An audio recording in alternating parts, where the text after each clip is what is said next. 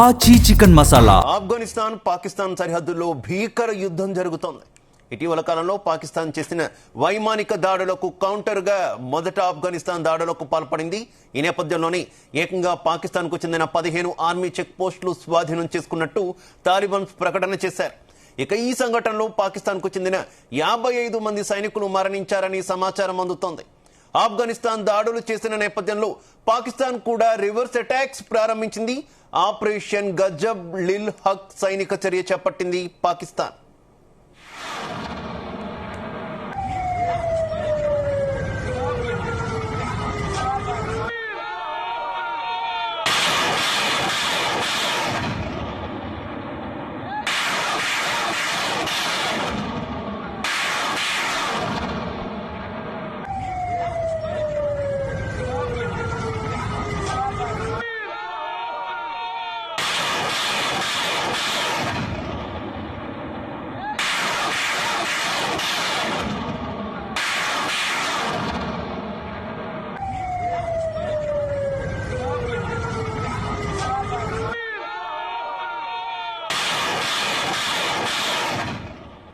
Durian రేఖ వెంబడి ఉన్న పాకిస్తాన్ సైనిక స్థావరాలపై ఆఫ్ఘనిస్తాన్ దాడి చేసింది.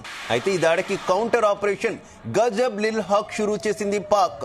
ఇక ఈ ఆపరేషన్ మొదలుపెట్టిన నేపథ్యంలో మొత్తం 58 మంది ఆఫ్ఘన్ యోధులను హతమార్చింది.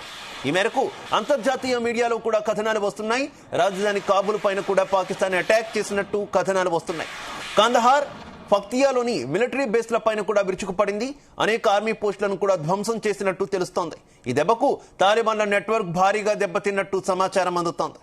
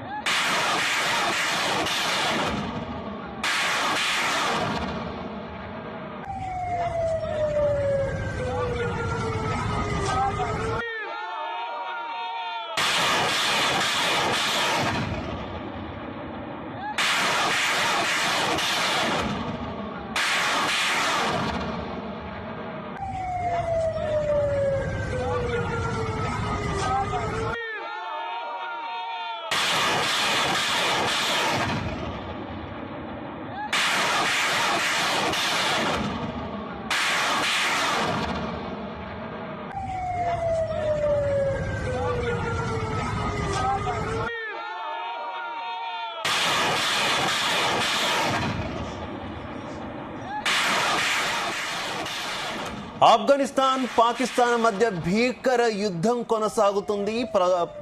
తొలుత ఆఫ్ఘనిస్తాన్ పాకిస్తాన్ ఆర్మీ చెక్ పోస్టుల మీద దాడికి ప్రయత్నించింది.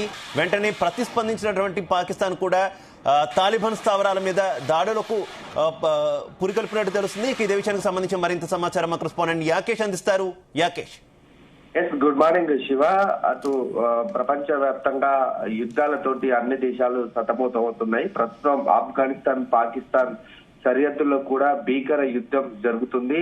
ఇటీవల కాలంలో పాకిస్తాన్ చేసినటువంటి వైమానిక దాడులకు కౌంటర్ గా కూడా మొదట ఆఫ్ఘనిస్తాన్ దాడులకు తెగబడినట్లు తెలుస్తా ఉంది. ఈ నేపథ్యంలోనే ఏకంగా పాకిస్తాన్ కు చెందినటువంటి సుమారు 15 ఆర్మీ చెక్ పోస్టులు స్వాధీనం చేసుకున్నట్లు తాలిబాన్ ఒక ప్రకటన విడుదల చేసింది. ఇక ఈ సంఘటనతో పాకిస్తాన్ కు చెందినటువంటి 55 మంది సైనికులు కూడా మరణించారని సమాచారం అందుతుంది.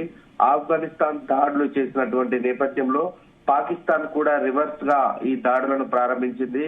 ఆపరేషన్ గజబ్ లిల్ హక్ సైనిక చర్య చేపట్టినట్లు పాకిస్తాన్ పేర్కొంది.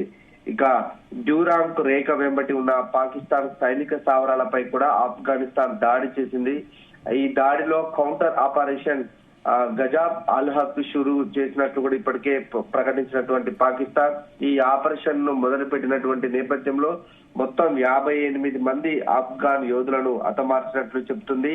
ఈ మేరకు అంతర్జాతీయ మీడియాలో కూడా కథనాలు వస్తున్నాయి. రాజధాని కాబూల్ పైన కూడా పాకిస్తాన్ అటాక్ చేసినట్లు వార్తలు వస్తున్నటువంటి పరిస్థితి. కందహార్, పక్తియాలోని మిలిటరీ బేస్లపై కూడా విరుచుకుపడినట్లు చెప్తోంది. అనేక ఆర్మీ పోస్టులను కూడా ధ్వంసం చేసినట్లు తెలుస్తుంది.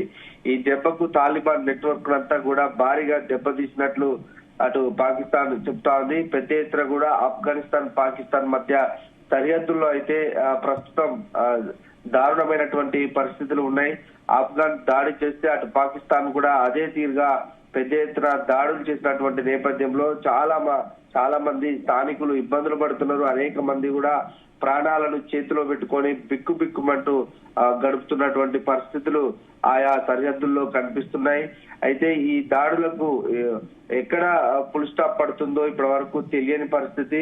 ఇంకా ఈ దాడులు ఇంకా కొనసాగితే అటు ఆఫ్ఘన్ పాకిస్తాన్ సరిహద్దుల్లోని ప్రజలు అటు ఆర్థికంగా గాని ప్రాణాల నష్టం కూడా పెద్ద ఎత్తున జరిగే అవకాశం అయితే కనిపిస్తుంది. ఈ దాడులకు సంబంధించి రెండు దేశాలు కూడా ఎక్కడ తగ్గడం లేదు.